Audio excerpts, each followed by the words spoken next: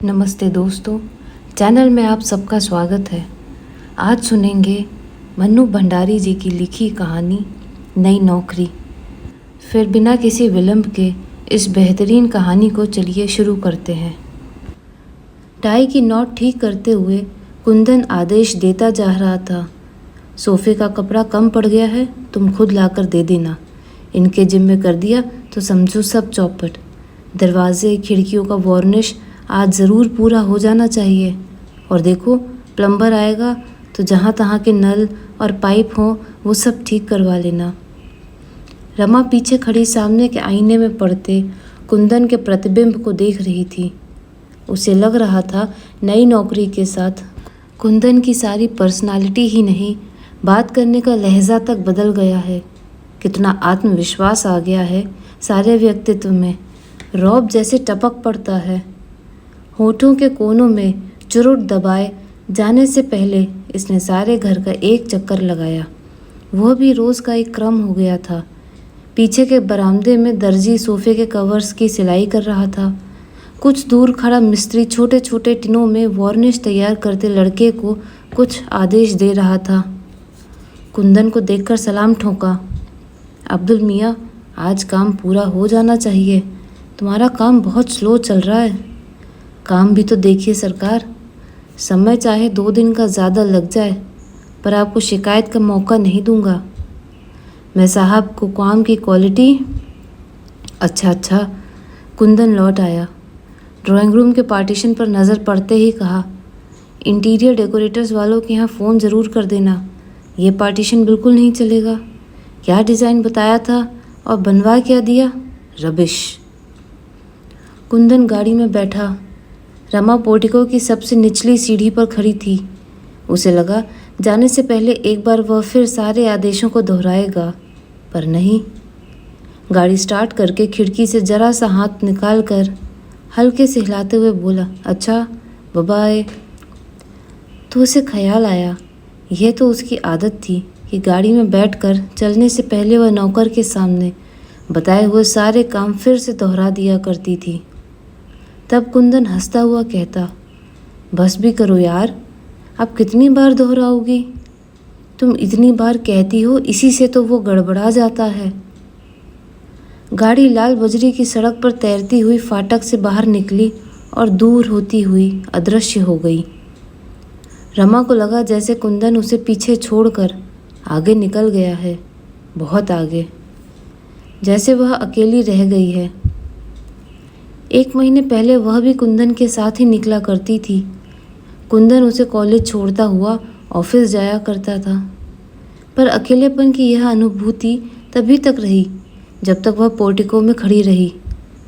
जैसे ही फ्लैट का दरवाज़ा खोलकर वह भीतर घुसी, लक दक फर्नीचर, शीशों के दरवाजे और खिड़कियों पर झूलते लंबे लंबे पर्दे, मिस्त्रियों की खटपट, नए नए डिस्टेम्पर और वार्निश की हल्की सी गंध के बीच न जाने कहाँ डूब जाती।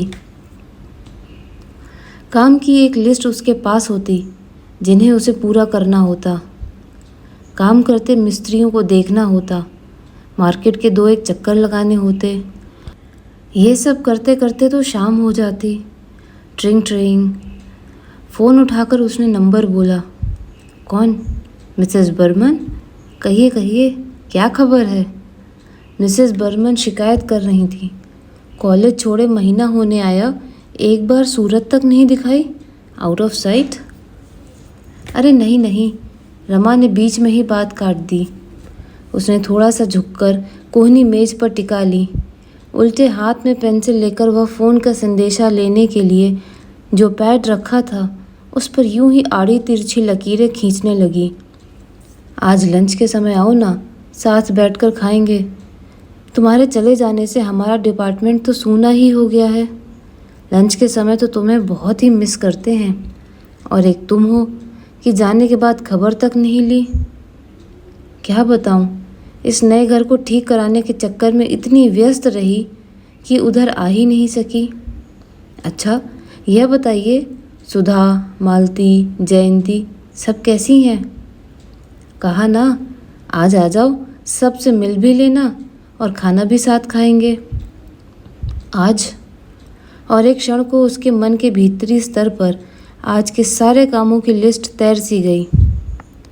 आज तो संभव नहीं होगा मिसेस बर्मन, क्षमा याचना के स्वर में वह बोली। बस एक सप्ताह और ठहर जाइए, फिर अपने इस नए घर की पार्टी दूंगी। देखिए अपनी रमा का कमाल। देखेंगी तो समझेंगी कि 1 महीने तक क्या करती रही। फिर 2-4 इधर उधर की बातें और हल्की फुल्की सी मजाकें हुई और रमा ने फ़ोन रख दिया। फ़ोन रखने के बाद नए सिरे से इस बात का बोध हुआ कि कॉलेज छोड़े उसे 28 दिन हो गए। जाना तो दूर, उसे कभी ख्याल भी नहीं आया वहाँ का। आश्चर्य के साथ उसे थोड़ी सी ग्लानि भी हुई। वो क्यों नहीं गई? कैसे रह सकी बिना गए? आज बर्मन का फ़ोन नहीं आता तो पता नहीं और भी कितने दिनों तक उसे उधर का ख्याल ही नहीं आता। क्या सचमुच वह बड़े अफसर की बीवी बन गई है? उसे मजाक में कसा हुआ जयंती का रिमार्क याद आया। एकाएक मन हुआ कि अभी चल पड़े, एक बार सबसे मिल ही आए। मना करने के बाद पहुंचकर वो सबको प्लेजेंट सरप्राइज़ देगी। उसने रसोई में जाकर 10-12 आलू के पराठे और चाट तैयार करने को कहा। ये दोनों चीज़ें वहाँ सबको बहुत पसंद थीं। सारे डिपार्टमेंट में वह और मिसेस बर्मन ही विवाहित थीं। बाकी सब कॉलेज हॉस्टल में रहती थीं और अच्छी अच्छी चीज़ें खाने की उनकी फरमाइशें बनी रहती। उसे अपनी फेयरवेल पार्टी की याद आ गई। 10.5 साल की सर्विस थी। प्रिंसिपल ने अनेक शुभकामनाओं के साथ फूलों के बड़े से गुलदस्तों के बीच पार्कर पेन का एक सेट रख कर दिया था। मिसेस चोपड़ा, आप इसी पेन से अपनी थीसिस पूरी करिए। जब भी वापस काम करने का मन हो, बिना किसी संकोच के चले आइएगा। यहाँ आपका हमेशा ही स्वागत है। उसके डिपार्टमेंट में सभी लेक्चरर्स गाड़ी तक छोड़ने आई थीं। भाई रमा जी, कॉलेज भले ही छोड़ दीजिए, पर लंच के समय खाना लेकर ज़रूर आ जाया करिए। तो उसकी नम आँखों में भी हंसी चमक उठी थी। तब उसे कुंदन की बात याद हो आई थी। तुम वहाँ पढ़ाने जाती हो या खाने? फ़ोन पर भी जब तुम लोगों की बातें होती हैं तो खाना ही डिस्कस होता है। उसने केवल उन लोगों से ही नहीं कहा था, बल्कि मन में भी सोचा था कि लंच के समय वह कॉलेज चली ही जाया करेगी। आखिर उसे भी तो अपने को कॉलेज से एकदम काट लेने में काफ़ी कष्ट होगा। इस तरह धीरे धीरे तो फिर भी। तो क्या कुंदन ने ठीक ही कहा था? कॉलेज छोड़ने का निर्णय लेकर वह चुपचाप रो रही थी और कुंदन उसे समझा रहा था। मैं कह रहा हूँ, तुम्हें कतई अकेलापन नहीं लगेगा। तुम जरा भी कमी महसूस नहीं करोगी। Rather you will feel relieved. कितना स्ट्रेन है तुम पर आजकल। कुंदन को एकाएक विदेशी कंपनी में इतनी बड़ी नौकरी मिल जाएगी, इसकी आशा औरों को चाहे रही भी हो, कुंदन को बिल्कुल नहीं थी। डॉक्टर फिशर से पिछले 8 साल से उसके संबंध थे, विशुद्ध व्यावसायिक संबंध। उनकी प्रशंसा और सद्व्यवहार को भी वह व्यावसायिक औपचारिकता से अधिक कुछ नहीं मानता था। पर 10-12 दिन तक केवल जश्न ही मनाया था रमा और कुंदन ने। पैसे की उसे इतनी लालसा नहीं थी, पर मारवाड़ी कंसर्न का काम उसके टेम्परामेंट के बिल्कुल अनुकूल नहीं था। रमा इस नए माहौल से नितांत अपरिचित थी। क्लब, डांस, डिनर, कॉकटेल, यह सब वो बचपन से देखती आई थी, पर बस देखती ही आई थी। उसमें अपने को कभी घुला नहीं पाई थी। डॉक्टर फिशर ने कुंदन को नई नौकरी ही नहीं दी थी। धीरे धीरे वे उसकी सारी ज़िंदगी का पैटर्न भी तय कर रहे थे। उसे 2-3 क्लबों का मेंबर बनना पड़ा। आए दिन दूसरी कंपनियों के बड़े बड़े अफसरों को एंटरटेन करना पड़ता। विदेशियों को हिंदुस्तानी खाना खिलाने के बहाने उसे घर में भी बड़ी बड़ी पार्टियां करनी पड़ती। और 3 महीने पहले उसे कंपनी की ओर से यह फ्लैट मिल गया। उसने सोचा वह अपने इस नए घर को निहायत ही ओरिएंटल ढंग से सजाएगी। विदेशियों के लिए तो यही नवीनता होगी।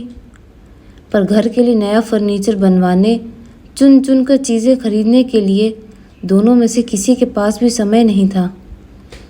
कुंदन चाहता था यह काम रमा को करना चाहिए। उसकी रुचि बहुत अच्छी थी। यूँ भी यह काम उसी का था। फिर उसकी सुरुचि और सुघड़ता के तो हल्ले भी थे मित्रों के बीच में। पर रमा के पास समय ही नहीं रहता। सवेरे उठकर वो बंटी को तैयार करके स्कूल भेजती, फिर खुद तैयार होती। तैयार होते होते ही वह नौकर को आदेश देती जाती, सारे दिन का काम समझाती। नाश्ता करते करते वह अपना लेक्चर तैयार करती। तैयार तो क्या करती, बस सूंघ भर लेती। फिर 9 बजे कुंदन के साथ ही निकल जाती। 3 के करीब वह लौटती, थोड़ा आराम करती और फिर शाम की तैयारी। बाहर नहीं जाना होता था तो घर में किसी को आना रहता था। रात 11 साढ़े 11 पर वह सोती तो थक कर चूर हो जाती। कुंदन को उस समय हल्की सी खुमारी चढ़ी रहती। कहता, डोंट बी सिली, पार्टी में कैसे थक जाती हो? गाड़ी में बैठकर जाती हो, खाना पीना, हंसी मजाक, इनमें भी कहीं थका जाता है? गाड़ी में बिठा कर ले आता हूँ। रमा तब केवल सुनी सुनी आँखों से उसे देखती। मन की भीतरी परतों पर हिस्ट्री के वे टॉपिक्स तैरते रहते जो उसे कल पढ़ाने होते और जिन्हें वह जबरन ही दिमाग से बाहर ठेलने का प्रयास करती। कुंदन उसे बताता रहता कि डॉक्टर फिशर उससे कितने खुश हैं, कितना इम्प्रेस कर रखा है उसने। एकाएक ही उसे अपना भविष्य बहुत उज्जवल दिखाई देने लगा है। पता नहीं थकान के कारण या किसी और वजह से वह इतना उत्साह नहीं दिखा पाती तो कुंदन बिगड़ पड़ता। क्या बात है, देखता हूँ तुम्हें कोई दिलचस्पी ही नहीं मेरे राइज में। You seem to be. क्या बेकार की बातें करते हो, मुझे नींद आ रही है। कभी कुंदन फ़ोन पर कह देता कि ठीक 7 बजे तैयार होकर रहना और आकर देखता कि वह तैयार हो रही है तो बिगड़ पड़ता। रमा, तुम्हें टाइम की सेंस कब आएगी? कभी घर पर खाना होता और कोई कसर रह जाती तो रात में बड़े संभल कर कहता, मैं ये नहीं कहता कि तुम खाना बनाओ, 3-3 नौकर तुम्हारे पास हैं, पर ज़रा सा देख भर लिया करो। ऐसे मौक़ों पर रमा कुछ नहीं कहती। उस दिन कॉलेज में रमा को एक पेपर पढ़ना था। उसने खुद ही ऑफ़र किया था। सोचा था इसी बहाने एक टॉपिक तैयार हो जाएगा, पर बिल्कुल भी तैयार नहीं कर पाई। रात में लेटी तो रोना आ गया। मुझसे ये सब निभता नहीं। लौटकर बिना कपड़े बदले ही कटे पेड़ की तरह पलंग पर गिरकर उसने कहा, क्या नहीं निभता? ये रवैया मेरे बस का नहीं। कितनी गिल्ट फील करती हूँ। बिना तैयारी किए पढ़ाना, लगता है लड़कियों को चीट कर रही हूँ। 2 घंटे का समय भी मुझे अपने लिए नहीं मिलता। कुंदन सोच रहा था कि रात में रमा के साथ वह एक एक कमरे को अरेंज करने की योजना बनाएगा। कलर स्कीम के लिए उसने जेनसन निकलसन वालों से बात भी की थी। रमा की बात सुनी तो वह चुप रह गया। बंटी की रिपोर्ट देखी, हमेशा फर्स्ट आया करता था, इस बार 7th आया है। बगल में लेटकर रमा को अपनी ओर खींचते हुए कुंदन ने बहुत प्यार भरे लहजे में कहा, तो तुम उसे पढ़ाया करो। कब पढ़ाऊँ, तुम ही बताओ। शाम को 5 से 7 बजे का जो समय मिलता है उसमें वो खेलने जाता है, तो तुम ही बताओ मैं क्या करूं? बालों में हाथ फेरते हुए कुंदन ने बहुत ही मुलायम स्वर में पूछा। कल मुझे पेपर पढ़ना है। 15 दिन पहले टॉपिक मिला था, एक लाइन भी नहीं लिखी है। अब कोई झूठा बहाना ही तो बनाना पड़ेगा। कुंदन की उंगलियां बालों पर से उतरकर गालों पर फिसलने लगीं। 10 साल पूरे हुए। 6-8 महीने में अपनी थीसिस सबमिट कर देती तो मेरा सिलेक्शन ग्रेड में आना निश्चित था, पर ऐसी हालत रही तो। और रमा रो पड़ी।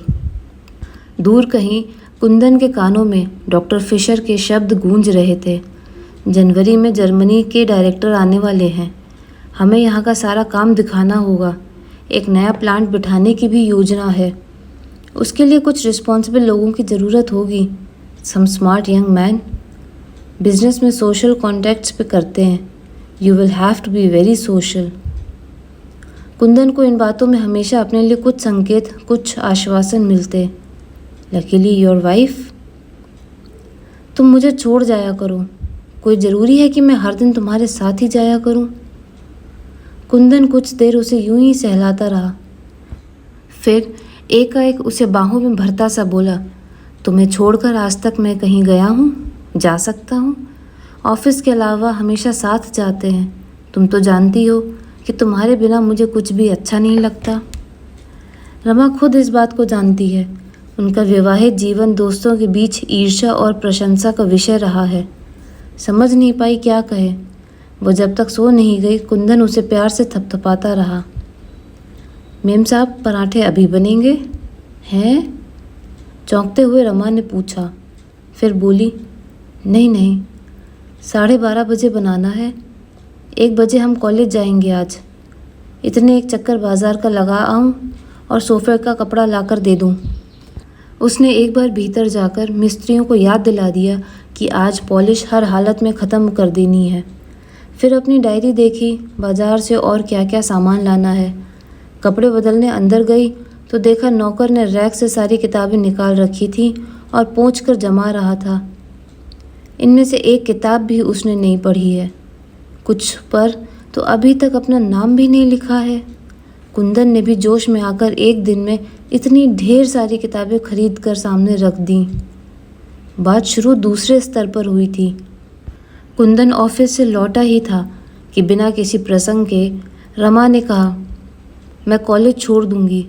इस तरह काम करने से तो कहीं ज़्यादा अच्छा है काम ना करना। स्वर में ना कहीं तल्खी थी ना शिकायत। बड़े सहज स्वर में उसने कहा था। कुंदन देखता रहा। यही वाक्य था जिसे उसने अनेक बार अनेक तरह से मन ही मन दोहराया था, पर कहने का मौका नहीं मिला। अब तो उसे ये और भी ज़रूरी लग रहा था, क्योंकि जनवरी तक उसे अपना सारा घर डेकोरेट करना था ओरिएंटल स्टाइल पर। फिर भी उसने पूछा, क्या बात हो गई? कुछ नहीं। कुंदन को इस समय और बात खींचना अच्छा नहीं लगा। चाय का प्याला हाथ में लिए ही लॉन में निकल गया। कैक्टस की जितनी वैरायटी ला सकता था लाकर फाटक के दोनों ओर बड़ी खूबसूरत रॉकरीज बनाई थीं, पर लॉन से वह अभी भी संतुष्ट नहीं था। चाहता था लॉन पर्शियन कारपेट में बदल जाए। रात में फिर वही प्रसंग चला। कुंदन उससे बचना भी चाहता था और जानना भी चाहता था कि रमा ने सचमुच ही यह निर्णय ले लिया है या केवल कुंदन पर अपना आक्रोश प्रकट कर रही है। पर रमा ने केवल इतना ही कहा था, अब निभता नहीं है, कल इस्तीफ़ा दे दूंगी। स्वर के भीगेपन ने कुंदन को कहीं से छुआ जरूर। फिर भी सारी बात को एक हल्के मजाक में बदलने के लहजे से उसने कहा, छोड़ो भी यार, वैसे भी क्या रखा है एंशिएंट हिस्ट्री पढ़ाने में। चलो वंश चेदी वंश के बारे में ना कभी जानेंगे तो कौन सी ज़िंदगी हराम हो जाएगी। रमा चुप। इससे तो तुम खूब किताबें पढ़ो, मैगज़ीन पढ़ो, कुछ छुटपुट क्लासेस अटेंड कर लो, बंटी को पढ़ाओ, दुनिया भर के बच्चों को पढ़ाओ और अपना बच्चा निगलेक्ट हो। रमा चुप। कुंदन उस चुप्पी पर खींच आया। फिर भी अपने स्वर को भरसक संयत बनाकर बोला, तुम्हें शायद लग रहा है कि मेरी वजह से, इस नई नौकरी की वजह से तुम्हें अपना काम छोड़ना पड़ रहा है, पर यह तो सोचो मुझे ही इस नौकरी में क्या दिलचस्पी है, तुम्हारे लिए, बंटी के लिए। मैंने ऐसा तो नहीं कहा। मैं तो यही सोच रही थी कि आखिर मेरे मन के संतोष के लिए क्या होगा। मेरा संतोष तुम्हारा संतोष नहीं है, मेरी तरक्की तुम्हारी तरक्की नहीं है। है? क्यों नहीं है? मेरा ये मतलब नहीं था। 10 साल से काम कर रही थी, छोड़ दूंगी तो मेरा मन कैसे लगेगा। मैं तो सोचता हूँ तुम्हें यह सब सोचने का समय ही नहीं मिलेगा। और शाम को उसने 3 बंडल किताबें लाकर सामने रख दी। और सचमुच उसके बाद उसे यह सब सोचने का समय ही कब मिला। आज भी मिसेस बर्मन के टेलीफोन ने ही उसे कॉलेज की याद दिलाई, वरना सारे दिन गाड़ी में घूम घूम कर उसने घर का सामान खरीदा। पर्दों के लिए उसने लूम वालों से यह तय किया कि 40 गज कपड़ा बनाकर वह उस डिज़ाइन को नष्ट कर देंगे, जिससे वैसे पर्दे और कहीं देखने को भी ना मिले। डिज़ाइन भी उसने खुद पसंद करके बनवाया था। राजस्थान की किसी रियासत का बहुत सा सामान नीलाम हुआ था। कितने दिनों तक वह वहाँ जा जाकर बैठी थी। पुरानी पेंटिंग, झाड़ फानूस और भी सजावट की छोटी मोटी चीज़ें उसने खरीदी थीं।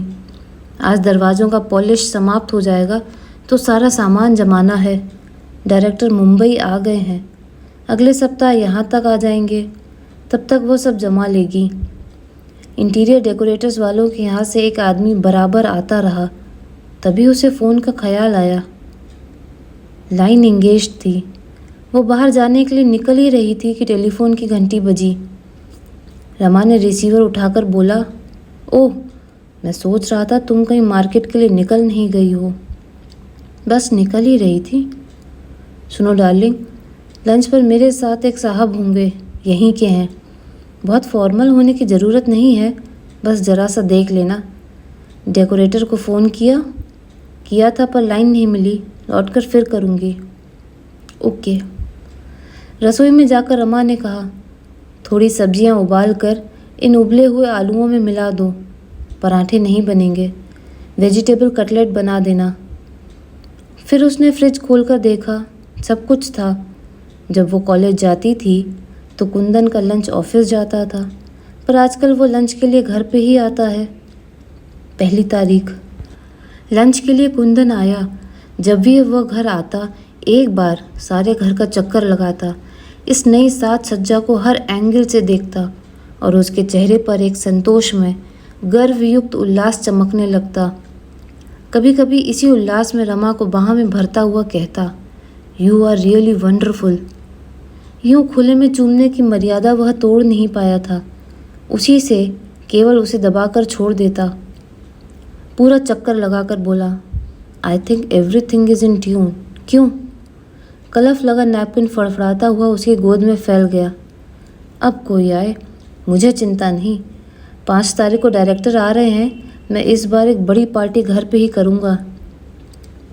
रमा खाती भी जा रही थी और उसकी प्लेट का ध्यान भी रख रही थी। जो चीज़ ख़त्म हो जाती रख देती। बस यार, वो रो पटकना है कि डायरेक्टर की नज़रों में जम जाऊं। एक बार ये लोग इम्प्रेस हो जाएं तो रास्ता साफ है। डॉक्टर फिशर तो जब भी कोई मौका आएगा मेरे फेवर में ही राय देंगे। रमा कुंदन के बच्चों जैसे पुलकमय आवेश पर मंद मंद मुस्कुराती रही। मेम साहब, आपका फ़ोन है। किसका है? बोलो बाद में करें। मेम साहब इस समय लंच कर रही हैं।